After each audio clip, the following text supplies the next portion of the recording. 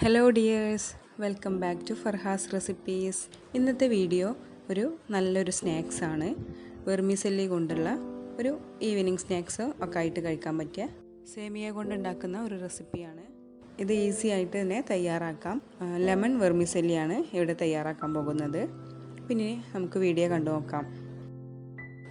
അപ്പോൾ ആദ്യം തന്നെ ഞാനൊരു കടായിൽ വെള്ളം വെച്ച് തിളപ്പിച്ചിട്ടുണ്ട്. ഇനി ഇതിലേക്ക് നമ്മൾ സേമിയ എടുത്തത് ഇതിലേക്ക് ഇട്ട് കൊടുത്തൊന്ന് 2 മിനിറ്റ് ഒന്ന് വേവിച്ചെടുക്കാം.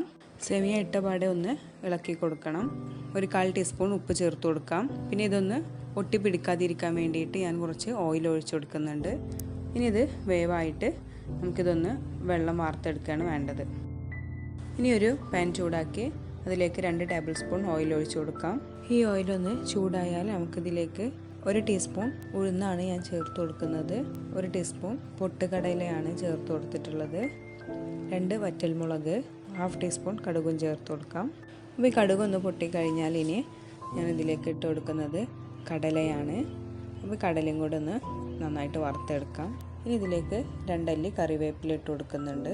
ഇനി 1/4 ടീസ്പൂൺ മഞ്ഞൾപ്പൊടി ഇതിലേക്ക് ഇട്ട് കൊടുക്കാം. ഇനി ഒന്ന് നന്നായി മിക്സ് ചെയ്ത് കൊടുക്കാം.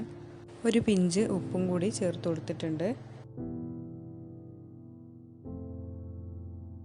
ഇനി വാർത്ത് വെച്ച വെർമിസെല്ലിയാണ് ഇതിലേക്ക് ഇട്ട് കൊടുക്കുന്നത്. ഇതിട്ട് കൊടുത്ത് നന്നായിട്ടൊന്ന് ഇത് മിക്സാക്കി കൊടുക്കാം.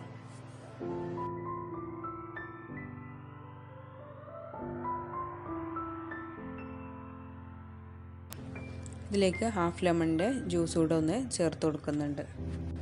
ഇനി ഒന്നുകൂടെ ഒന്ന് മിക്സാക്കി കൊടുക്കാം.